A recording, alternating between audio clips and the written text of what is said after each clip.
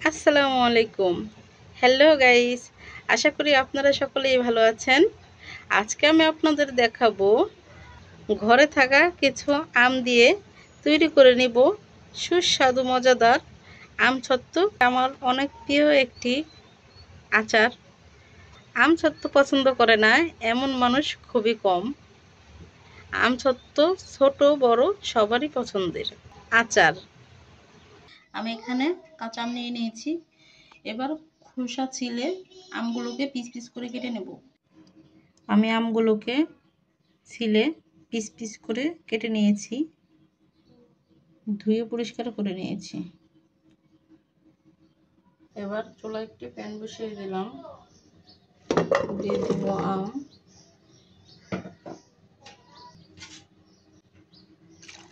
পর্যাপ্ত পরিমাণে পানি, আর দিয়ে দেব লবণ। এবার আমি আমগুলোকে জাল করে সিদ্ধ করে নেব। এবার ঢাকনা দিয়ে ঢেকে দেব। এভাবেই বেশ কয়েক মিনিট ধরে জাল করে নেব। দেখুন 5 মিনিট জাল করার 5 মিনিটের মধ্যে বলক এসে পড়েছে।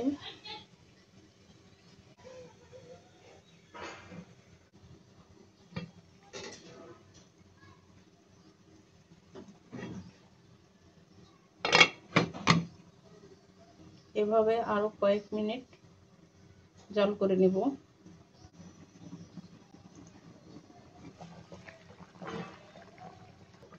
এ পর্যায়ে ঢাকনা খুলে নেব। দেখুন আমগুলো এবার সিদ্ধ হয়ে গেছে। এখন আমি একটি ছাঁকনির সাহায্যে আমগুলো প্যানে থেকে উঠিয়ে নেব।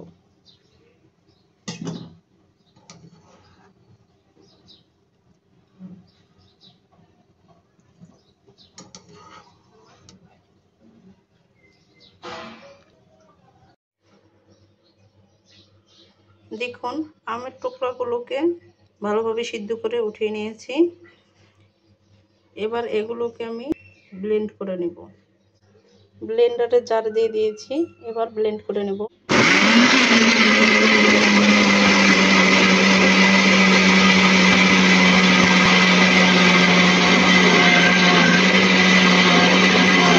দেখুন 1 মিনিটে কেমন মিহি হয়ে গেছে।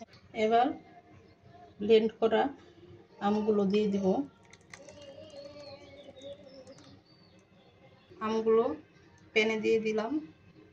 এবার চুলাটা অন করে দিব। এবার চুলাটা ভালোভাবে জ্বালিয়ে আমটাকে একটু নাড়াচাড়া করে নেব। আম ফুটতে শুরু করেছে।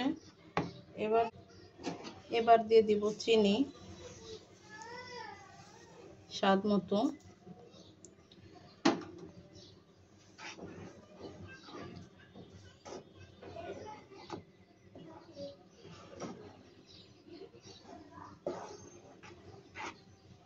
চিনিটা কম বেশি করে নেওয়া যাবে, কারণ আম যদি বেশি টক হয় তাহলে চিনির পরিমাণ বেশি দিতে হবে।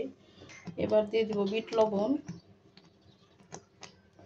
আমছত্ত্বর ক্ষেত্রে বিট লবণটা দেওয়াই বেস্ট, কারণ এভাবে এমনি লবণ দিলে বেশি একটা মজা হয় না। বিট লবণ দিলে স্বাদটা বেড়ে যায়, স্বাদটা ভালো হয়।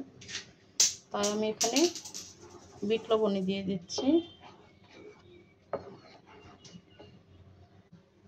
দিয়ে দিব একটু মরিচ গুঁড়া।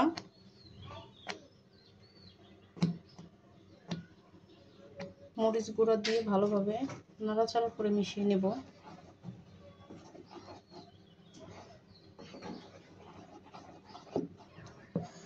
দেখুন মরিচের গুঁড়া দিয়ে ভালোভাবে নাড়াচাড়া করে অনবরত মিশিয়ে নিতে হবে। এখন আর নাড়া থামানো যাবে না। যদি নাড়াচাড়া থামিয়ে দেন হয়তো আচারটা ছিটকে এসে শরীরে লাগতে পারে। অনবরত এভাবেই নাড়াচাড়া করতে হবে। দেখুন একটু থামলেই এরকম ছিটতে শুরু করবে। তাই অনবরত চুলায় রেখেই নাড়াচাড়া করে নিতে হবে।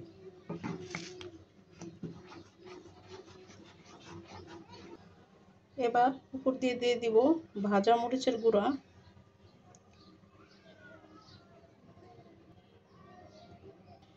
এবার ভালোভাবে নাড়াচাড়া করে মিশিয়ে নেব।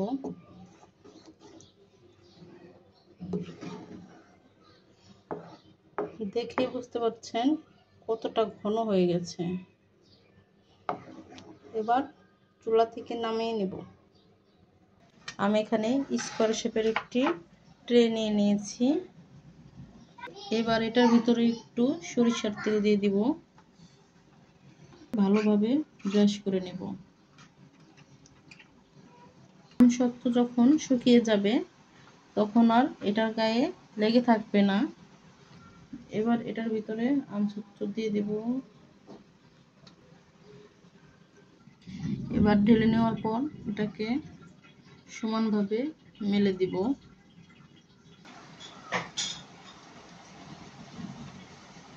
সমানভাবে ট্রের ভিতরে ছড়িয়ে দিলাম। এবার শুকাতে দিব। দেখুন ছাদে একদিন রোদ দেওয়ার পর এরকম অবস্থায় এসেছে। আমসত্ত্বটা একদম রেডি। এবার নেটটা খুলে নেব। নেটটা দেওয়ার কারণে পাখিদের ইচ্ছা থাকা সত্ত্বেও এই আমসত্ত্বতে মুখ লাগাতে পারেনি। দেখলেন আমসত্ত্ব রক্ষা করার টেকনিকটা আমার। এবার দেখুন নেটটা সরিয়ে নিচ্ছি। সুন্দর লাগছে।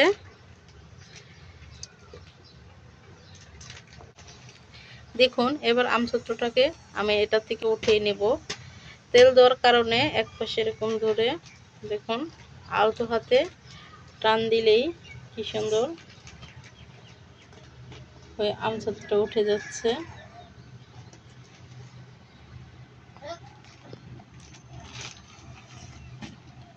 দেখুন দেখুন পিস পিস করে কেটে নিলাম। এবার পরিবেশনের জন্য রেডি। খুব সহজে তৈরি করে নিলাম কাঁচা আম দিয়ে সুস্বাদু মজাদার, দোকানের মতো সুস্বাদু মজাদার পারফেক্ট আমসত্ত্ব। এটা একবার খেলে বারবার খেতে মন চাইবে। আমার রেসিপিটি যদি ভালো লেগে থাকে একটি লাইক দিয়ে দিবেন। নিত্য নতুন রেসিপি পেতে আমার চ্যানেলের সাথেই থাকবেন। আজকে এই পর্যন্তই। দেখা হবে নতুন রেসিপি নিয়ে নতুন ভিডিওতে। আল্লাহ হাফেজ।